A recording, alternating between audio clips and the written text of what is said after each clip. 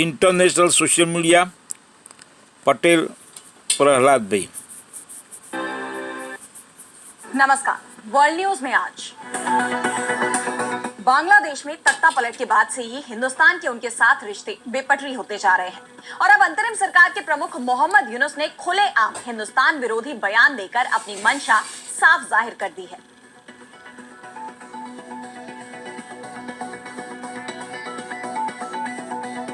मोहम्मद यूनुस ने हिंदुस्तान के chicken neck के पास का प्रोजेक्ट चीन को सौंपने के साथ ही बांग्लादेश को पूर्वोत्तर का संरक्षक बताया, जिस पर हिंदुस्तान ने तीखी प्रतिक्रिया दी है। तो यूनुस सरकार का हिंदुस्तान विरोधी चेहरा हुआ बेनकाब। इस पर हम करेंगे विस्तार से चर्चा, लेकिन आइए जरा उन खबरों को भी देख लें जिन पर आगे होगी बात। 2 अप्रैल से हिंदुस्तान पर टैरिफ लगाएगा अमेरिका। व्हाइट हाउस बोला अब जैसे को तैसे का वक्त। ट्रंप की धमकियों के खिलाफ ईरान ने परमाणु बम बनाने की दी चेतावनी। नेपाल के पूर्व राजा ज्ञानेंद्र शाह को प्रधानमंत्री केपी ओली की चेतावनी। हिंसक प्रदर्शन के लिए जिम्मेदार लोगों को नहीं मिलेगी कोई छूट, होगा बड़ा एक्शन। इजरायली पीएम नेतन्याहू पर लटकी गिरफ्तारी की तलवार। कतर से अवैध फंडिंग का आरोप। गजा में स्वास्थ्य कर्मियों की मौत पर भड़का संयुक्त राष्ट्र। और चलते चलते में देखेंगे सुनीता विलियम्स के 286 दिनों तक स्पेस स्टेशन में फंसे रहने के लिए जिम्मेदार कौन। नासा एस्ट्रोनॉट ने तोड़ी चुप्पी। इन सभी खबरों पर हम आगे विस्तार से करेंगे बात, लेकिन पहले एक नजर हेडलाइंस पर। Can you please just hear me out? No, all work management platforms are the same. They take forever to learn, and in the end, nobody uses them. Money. Europe में बढ़ रही हिंदुस्तानी हथियारों की मांग। फ्रांस के बाद Spain ने हिंदुस्तान के Pinaka multi barrel rocket system को खरीदने में दिखाई रुचि। म्यांमार में भूकंप में मरने वालों का आंकड़ा 2000 के पार। 270 लोग अभी भी लापता। 40 टन राहत सामग्री लेकर पहुंचे 3 हिंदुस्तानी जहाज।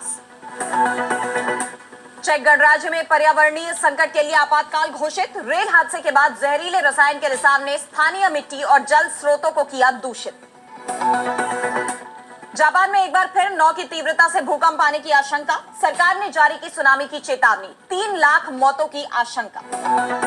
तो बांग्लादेश और हिंदुस्तान के रिश्तों में खटास बढ़ती ही जा रही है। पहले से ही कई मुद्दों पर दोनों देशों में बयानबाजी देखी जा रही है और अब बांग्लादेश की अंतरिम सरकार के प्रमुख मोहम्मद यूनुस के बयानों ने एक नई बहस छेड़ दी है। यूनुस ने अपना हिंदुस्तान विरोधी रुख साफ जाहिर कर दिया है।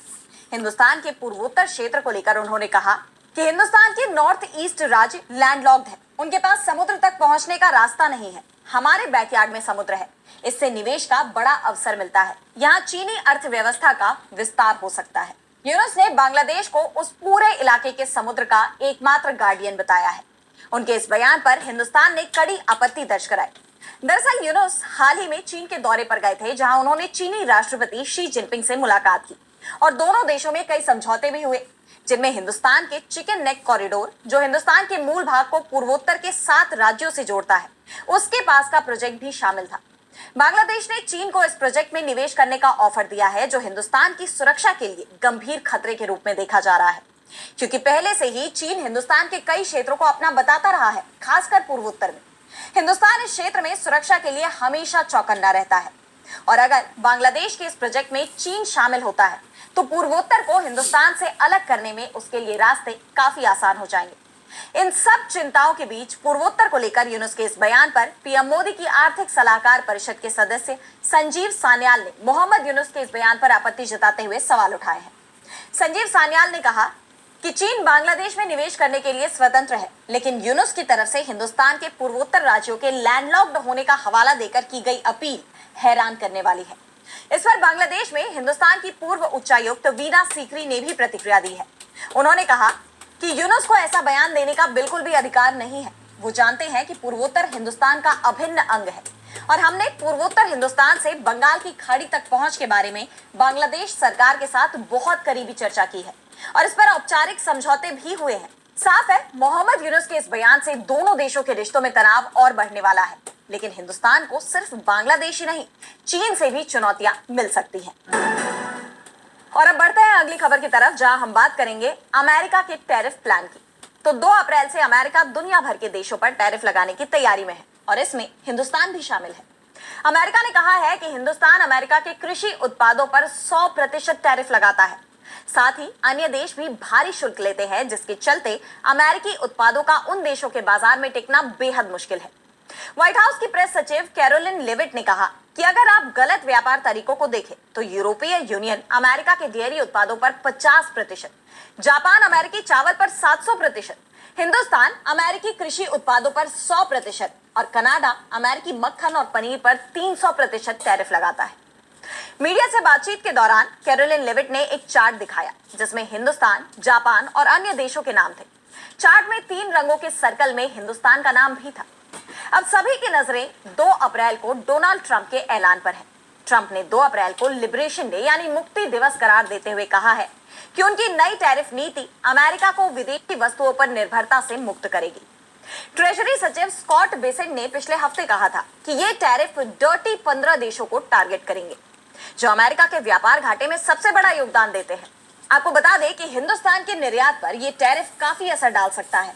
हिंदुस्तान से अमेरिका को फर्नीचर, इलेक्ट्रॉनिक्स और कपड़ा जैसे उत्पादों का बड़ा निर्यात होता है और अगर हिंदुस्तान पर टैरिफ लगाया जाता है तो हिंदुस्तान कंपनियों को बड़ा नुकसान हो सकता है। वैसे फिलहाल ये साफ नहीं है कि हिंदुस्तान उन डर्टी 15 देशों में शामिल है या नहीं जिन पर ट्रंप प्रशासन टैरिफ लगाने की योजना बना रहा है। ट्रंप के टैरिफ की धमकी को लेकर दुनिया में व्यापार युद्ध शुरू होने की आशंका जताई जा रही है। इस बीच ट्रंप की धमकी के चलते बड़ी जंग भी होने के आसार दिखाई दे रहे हैं। दरअसल ट्रंप ने कहा है कि अगर ईरान अमेरिका के साथ परमाणु समझौता नहीं करता है तो वो ईरान पर बमबारी कर देंगे।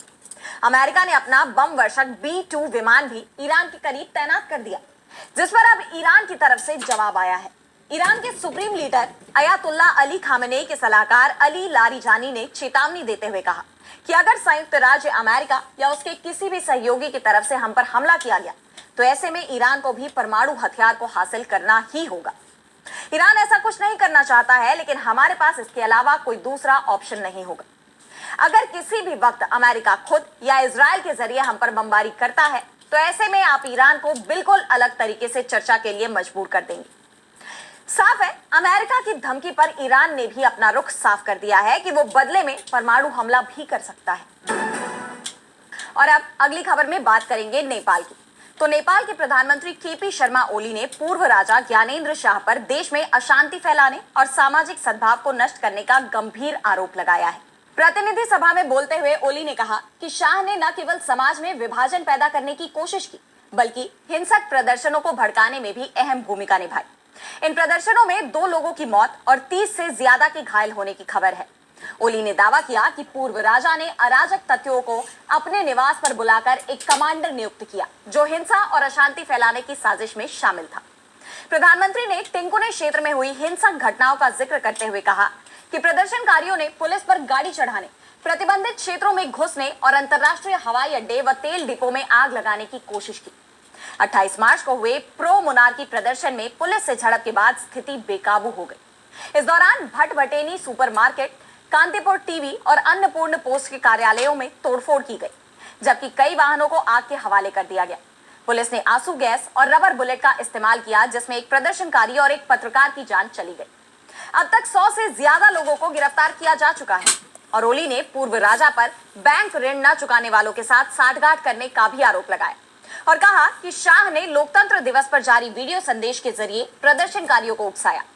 उन्होंने चेतावनी दी कि ऐसी गतिविधियों को बर्दाश्त नहीं किया जाएगा और दोषियों को कड़ी सजा दी जाएगी। गृह मंत्रालय जल्द ही संसद में विस्तृत रिपोर्ट पेश करेगा। वहीं दूसरी ओर राष्ट्रीय प्रजातंत्र पार्टी यानी आरपीपी ने सरकार के रुख का विरोध किया है। पार्टी अध्यक्ष राजेंद्र लिंगदेन ने कहा कि जनता अपने संरक्षक राजा को वापस चाहती है और नेपाल को फिर से हिंदू राष्ट्र बनाना उनका लक्ष्य है। आरपीपी ने 8 अप्रैल को बड़े प्रदर्शन की घोषणा की है। 2008 में राजशाही खत्म होने के बाद से नेपाल में राजनीतिक अस्थिरता जारी है और ये विवाद देश के भविष्य को लेकर गहरे मतभेदों को उजागर करता है। If you click this down right here. और अब अगली खबर में बात इजराइल के पीएम की बढ़ती मुश्किलों की। तो इजराइल के पीएम नेतन्याहू के खिलाफ उनके ही देश में जमकर विरोध प्रदर्शन चल रहे हैं। उन्हें सत्ता से हटाने के लिए जनता सड़क पर है। गजा युद्ध को लेकर पहले से ही इजरायली पीएम नेतन्याहू मुश्किल में है और अब एक और मामला सामने आया है। पुलिस ने नेतन्याहू की मीडिया टीम के पूर्व सदस्य एली फेल्डस्टीन और मौजूदा सदस्य योनातन उरिच को गिरफ्तार किया है। इन दोनों पर कतर से अवैध फंडिंग लेने का संदेह है। कतर गेट मामला उस समय सामने आया जब इजरायली मीडिया में ये रिपोर्ट आई कि नेतन्याहू के सहयोगी हमास की कैद से बंधकों को छुड़ाने के लिए बातचीत के प्रबंधन के दौरान कथित रूप से कतर से पैसे ले रहे हैं। ये सहयोगी रिश्वत, विश्वासघात, मनी लॉन्ड्रिंग और कर चोरी जैसे अपराधों में शामिल है। इसके अलावा फेल्डस्टीन पर यह भी आरोप है कि उन्होंने एक गोपनीय दस्तावेज को जर्मन मीडिया में लीक कर दिया। अब दावा यहां तक हो रहा है कि इस मामले में पीएम नेतन्याहू से भी पूछताछ हो सकती है। नेतन्याहू को गिरफ्तार भी किया जा सकता है। अगर नेतन्याहू पर लगे आरोपों में सच्चाई पाई जाती है तो उनकी सरकार पर बड़ा संकट खड़ा हो सकता है। ऐसे में नेतन्याहू भी दबाव में दिखाई दे रहे हैं और इजरायली जनता का ध्यान इस मुद्दे से हटाने के लिए उन्होंने लेबनान और गजा पर हमले तेज कर दिए हैं। गजा पट्टी में लगातार इजरायल की तरफ से बमबारी की जा रही है और अब इजरायली सेना ने लोगों से गजा पट्टी के दक्षिणी शहर राफा के अधिकांश हिस्से को खाली करने के आदेश दिए हैं। इजरायली सेना ने सीमा पर एक रणनीतिक बफर जोन पर कब्जा कर लिया और युद्ध विराम समझौते के मुताबिक वहां से वापस नहीं लौटी। दूसरी तरफ संयुक्त राष्ट्र और अन्य सहायता एजेंसियां जैसे कि पैलेस्टीनियन रेड क्रिसेंट ने इजरायली सेना पर आरोप लगाया है कि उसने दक्षिणी गजा में 15 चिकित्सा कर्मियों और आपात स्थिति में बचाव कार्य करने वाले कर्मियों की जान लेकर एक सामूहिक कब्र में दफना दिया है। संयुक्त राष्ट्र ने इस मामले में इजरायल से जवाब मांगा है।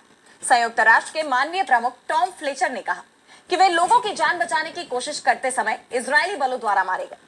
संयुक्त राष्ट्र के मुताबिक 18 महीने पहले गजा में युद्ध शुरू होने के बाद से इजरायल के हमलों में 1000 से ज्यादा चिकित्सा कर्मी मारे जा चुके हैं। और अब चलते चलते में देखेंगे सुनीता विलियम्स के 286 दिनों तक स्पेस स्टेशन में फंसे रहने के लिए जिम्मेदार कौन है। तो नासा के अंतरिक्ष यात्री सुनीता विलियम्स और बुच विल्मोर आखिरकार इंटरनेशनल स्पेस स्टेशन यानी आईएसएस में 286 दिन बिताने के बाद धरती पर लौट चुके हैं। दरअसल इन अंतरिक्ष यात्रियों को 8 दिन बाद ही धरती पर लाने वाले बोइंग स्टारलाइनर अंतरिक्ष यान में तकनीकी समस्या आ गई थी, जिसके चलते उन्हें आईएसएस में लंबा वक्त गुजारना पड़ा। जिसके बाद से सवाल ये उठ रहे हैं कि आखिर उनके इस फंसने के लिए जिम्मेदार कौन है, जिस पर अब सुनीता और बुच ने चुप्पी तोड़ी है और बताया है कि उनके स्पेस में लंबे समय तक फंसे रहने का जिम्मेदार कौन है। सुनीता और बुच ने धरती पर लौटने के बाद फॉक्स न्यूज को दिए गए एक इंटरव्यू में बताया कि स्पेस स्टेशन में लंबा वक्त गुजारने के फैसले को लेकर उनका पहला रिएक्शन क्या था। विलियम्स ने कहा कि मेरा पहला विचार ये था कि हमें बस अपनी दिशा बदलनी है। अगर हमारा स्पेसक्राफ्ट यहाँ के लिए गए फैसलों के आधार पर घर जाने वाला था और हम फरवरी तक वहां रहने वाले थे तो मैं ऐसी थी, चलो इसका सबसे अच्छा इस्तेमाल करते थे। वहीं विल्मोर ने कहा कि उन्होंने सबसे पहले अपने परिवार के बारे में सोचा। जब अंतरिक्ष यात्रियों से सवाल किया गया कि विमान की विफलता के लिए वो किसे जिम्मेदार मानते हैं, इस पर बुच विल्मोर ने अपने आप को और बाकी सभी लोगों को इसके लिए जिम्मेदार ठहराया। हालांकि उन्होंने बोइंग के धोखा देने की बातों का खंडन भी किया। बुच ने बोइंग और नासा की जिम्मेदारी पर टिप्पणी करते हुए कहा कि इसमें सभी का योगदान है क्योंकि यह मिशन योजना के मुताबिक नहीं रहा। सुनीता विलियम्स ने अपनी यात्रा के बारे में जानकारी देते हुए हिंदुस्तान को अपने पिता का देश बताया और कहा कि अंतरिक्ष यान से हिंदुस्तान उन्हें अद्भुत दिखाई दिया।